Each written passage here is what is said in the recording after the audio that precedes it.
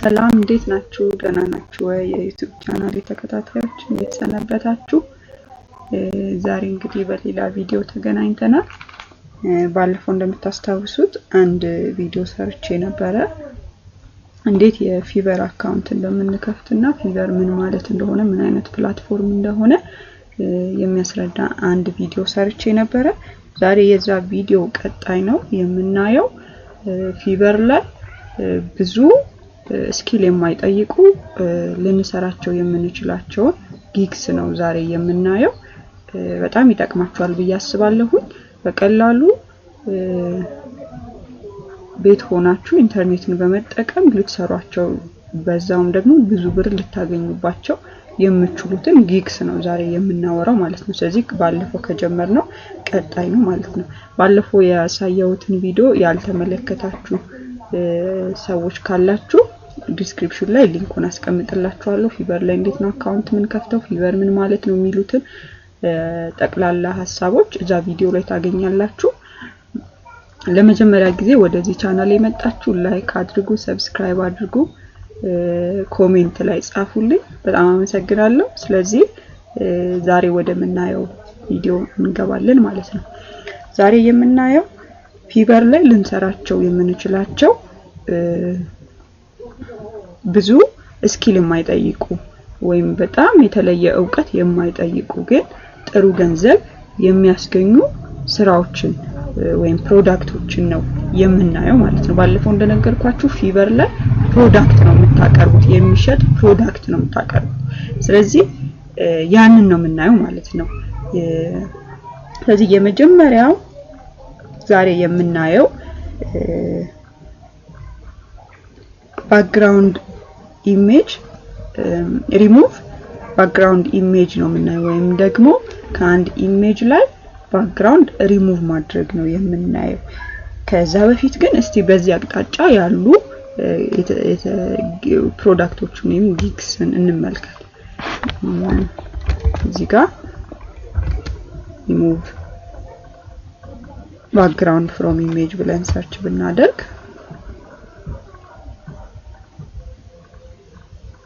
ሰዎች በምን ያክል ብር ነው ይሄንን ስራ እየሰሩ ያሉት፣ በምን ያክል ብር ነው ይሄንን ስራ ለባየሮቻቸው እያቀረቡ ያሉትን ለማየት እንዲረዳን አስቤ ነው።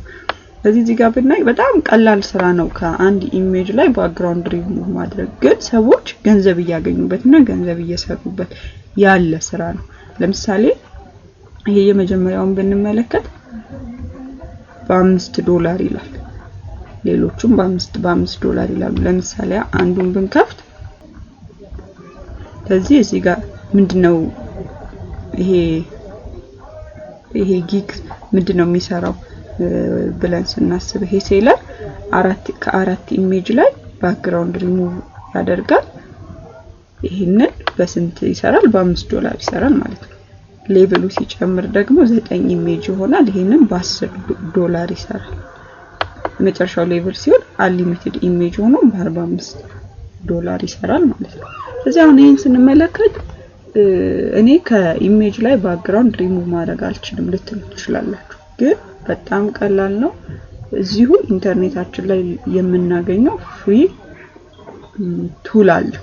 ስለዚህ ያንን ቱል በመጠቀም በአንድ ደቂቃ ውስጥ ይሄንን መስራት ትችላላችሁ። እሱን ለማድረግ ቀጥሎ ማሳያችሁ ዌብሳይት remove.bg ይባላል። remove.bg ላይ ሄዳችሁ ከከፈታችሁ በኋላ አፕሎድ አድርጉ ይላችኋል ማንኛውንም ኢሜጅ። ለምሳሌ ይሄንን ኢሜጅ አፕሎድ አደረኩኝ እኔ፣ ይሄ የምታዩት ማለት ነው። ቀጥታችን ሪሙቭ ባክግራውንድ የሚለውን ስትነኩት ባክግራውንዱን ሪሙቭ አድርጎ ያመጣላችኋል ማለት ነው። በጣም ቀላል ነው። ሌላም ኢሜጅ መምረጥ ትችላላችሁ እናንተ። ስለዚህ እዚህ ጋር እንደምታዩት የመረጥነውን ኢሜጅ በትንሽ ደቂቃ ውስጥ ባክግራውንዱን ሪሙቭ ያደርግልናል ማለት ነው። ስለዚህ ይሄንን በዚህ ዳውንሎድ ሃይ ሪዞሉሽን ትሉታላችሁ ማለት ነው፣ ዳውንሎድ ያደርግላችኋል። ስለዚህ በጣም ቀላል፣ በጣም ሲምፕል፣ ማንኛውም ሰው ሊያደርገው የሚችለው ነገር ግን ገንዘብ ልትሰሩበት የምትችሉበት መንገድ ነው ማለት ነው። ስለዚህ የመጀመሪያው ያየነው ከኢሜጅ ላይ ባክግራውንድ ሪሙቭ ማድረግ ነው ማለት ነው። ወደ ሁለተኛው ጊግ ስንመጣ ሁለተኛው ጊግ ብራንድ ወይም ደግሞ ቢዝነስ ኔም ነው። ይሄ ደግሞ ቅድም እንዳደረግነው እዚህ ጋር ብናየው ለምን ማለት ነው? ይሄ ማለት ለድርጅቶች ለካምፓኒዎች ብራንድ ኔሞችን ማዘጋጀት፣ ሎጎ ማዘጋጀት፣ ለአዳዲስ ካምፓኒዎች ብራንድ ማዘጋጀት ነው ስራው። ለምሳሌ እዚህ ጋር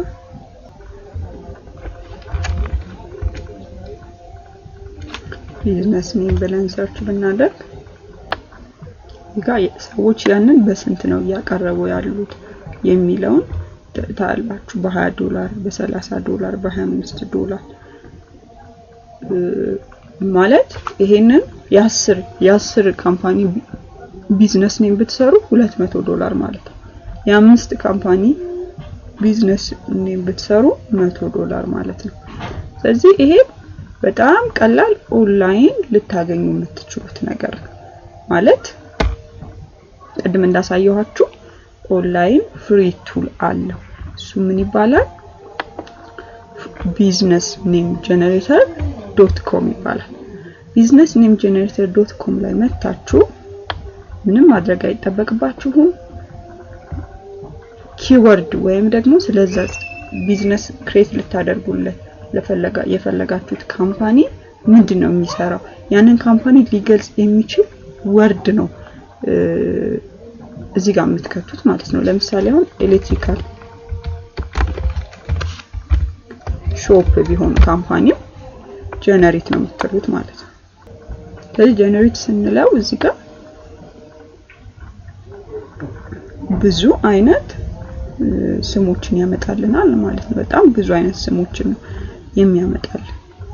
ስለዚህ ቀላል ነው። ከዚህ ውስጥ እናንተ አይታችሁ የሰው አይን ይስባል የምትሉትን የካምፓኒ ኔም መምረጥ ማለት ነው።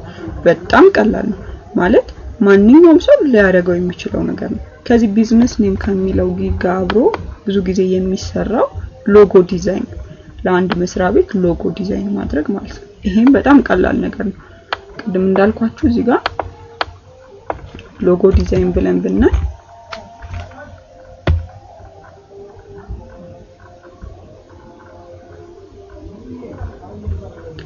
ሎጎ ዲዛይን ብለን እዚህ ጋር ብናይ $50 $35 አስቡት። በጣም የሚሰራበት መንገድ። ስለዚህ ልክ እንደ ቅድሙ እዚህ ላይ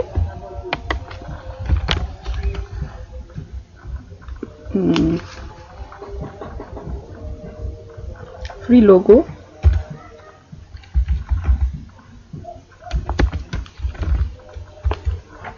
design.org ብለን ብንፈልግ ስለዚህ ይሄንን እናገኛለን ማለት ነው። ይሄም ቅድም እንዳልኳችሁ ፍሪ ቱል ነው። እዚህ ቅድም እንዳደረግነው ቢዝነስ ኔም ጀነሬት ስናደርግ እንዳደረግነው የካምፓኒውን አይዲያ ምን አቅጣጫ ላይ ነው በምን አይነት ካቴጎሪ ውስጥ ነው ይሄ ካምፓኒ የሚሰራው የሚሉትን ነገሮች ነው እዚህ ጋር ምን ጽፍለት ልክ እንደ ቅድሙ ለምሳሌ ስሙ ከዚህ ጋር እንምረጥለት ቅድም ኔም ጀነሬት ካደረገልን ላይ ማለት ነው። ስሙን ስንመርጥለት ለምሳሌ ኤሌክትሪካል ሲሪየስ የሚለውን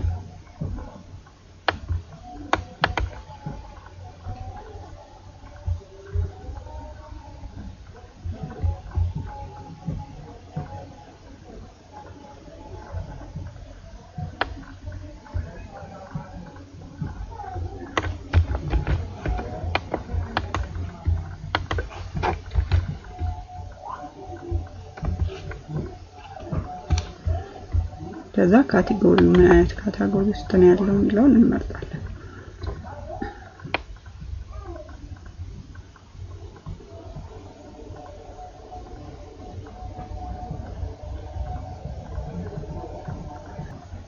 ለምሳሌ ቴክኖሎጂ ብለን እንመርጥለት። ከዛ ጌት ስታርትድ ነው የምንለው።